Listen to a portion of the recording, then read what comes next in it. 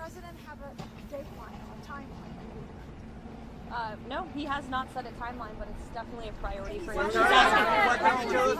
She's asking about Greenland, and I think the president was very clear last night. He said that he wants to see the United States acquire Greenland because he feels that if we do not, then it will eventually be acquired or even perhaps hostily taken over by either China or Russia, which is not a good thing for the United States or for Europe or for Greenland as well. Let's not forget, it would not just be in the best interest of the United States, but perhaps it would be in the best interest of Greenland as well to be part of the United States and protected by the United States. I can't even finish my answer. Everybody's screaming. Go ahead, Monica. What did the president mean the last night when he said that Iran had called to negotiate and that there may be a meeting that is set up? I mean, what else do you want me to explain by that? Who called and who would be a part of that? There was an official from the Iranian government, I believe it was reported earlier, that reached out to a member of the president's very close team, Special Envoy Witkoff, expressing a far different tone than what you're seeing publicly. Secretary Kristi Noem has been front and center in response to this ICE video. Is the president satisfied with her efforts there and all of her media interviews? Yes, 100%.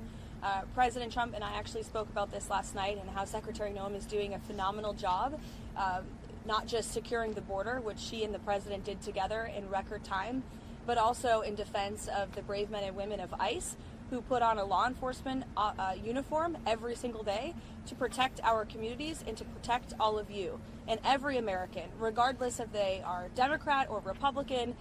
ICE is doing a very important job to remove illegal alien criminals from our communities. And I think it's very striking that all weekend long, you had agitators and violent American citizens out in the streets of Minneapolis protesting. Protesting what exactly?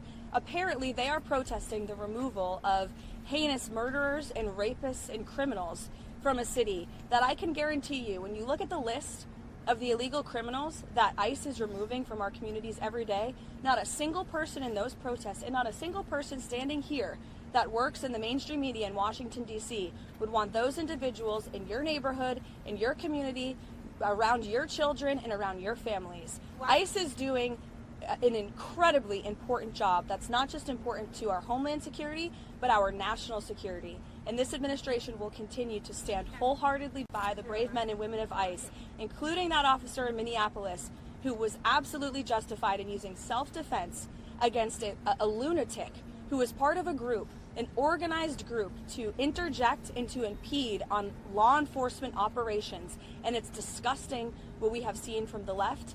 And I think that it just shows you where the modern day Democrat Party stands today in protecting illegal alien pedophiles and rapists and murderers over law-abiding American citizens and our brave men and women who serve in law enforcement.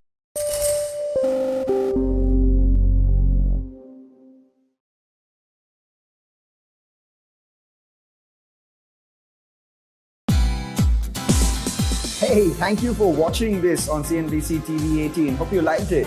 For more such interesting news and updates, follow CNBC TV 18 on all the social media platforms.